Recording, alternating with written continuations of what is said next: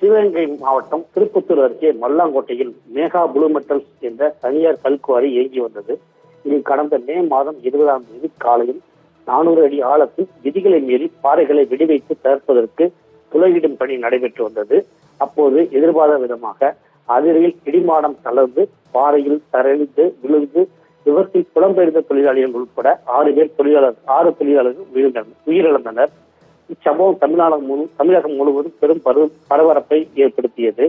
இதைத் தொடர்ந்து கல்குவாரியின் உரிமையாளரின் தம்பி கமலதாசன், குவாரி பொறுப்பாளர் கலையரசன், மேற்பார்வையாளர் ராஜ்குமார் ஆகிய 3 பேரை மட்டுமே SS கோட்டை போலீசார் கைது செய்த நிலையில் தற்போது வரை குவாரியின் உரிமையாளர் மேகவர்மனை இன்னும் கைது செய்யவில்லை. இதனிடையே பல்வேறு விதிமீறல்கள், பாதுகாப்பு அம்சங்கள் இல்லாமல் குவாரி நடைபெற்று 6 பேர் உயிரிழந்ததை தொடர்ந்து மேகவர்மன் பெற்ற கல்குவாரி உரிமத்தை மாவட்ட ஆட்சியர் ஆஷாஜி தற்காலிகமாக ரத்து செய்து உத்தரவிட்டார்.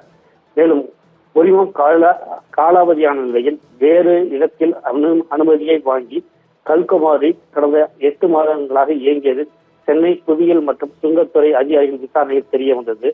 இதனைத் தொடர்ந்து உரிமம் காலாவதியான பிறகும் கல்குவாரி 8 மாதமாக செயல்படுவது குறித்து கண்காணிக்க தவறிய கனிம வளத்துறை RI வினோத்குமார், மல்லாங்கோட்டை கிராம அலுவலர் பாலமுருகன் ஆகிய இருவரும் தற்காலிக பணிநீக்கம் செய்தும் மற்றும் சிங்கமுனரி வட்டாட்சியர் பரிமுலாவை பணியிட மாற்றம் செய்தும் உத்தரவிட்டனர்.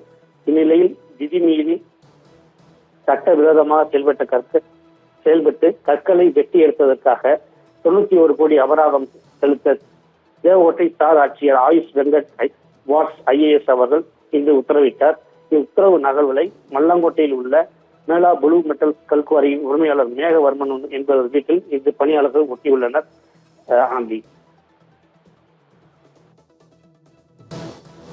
தகவல்களுக்கு நன்றி பாஸ்கர்.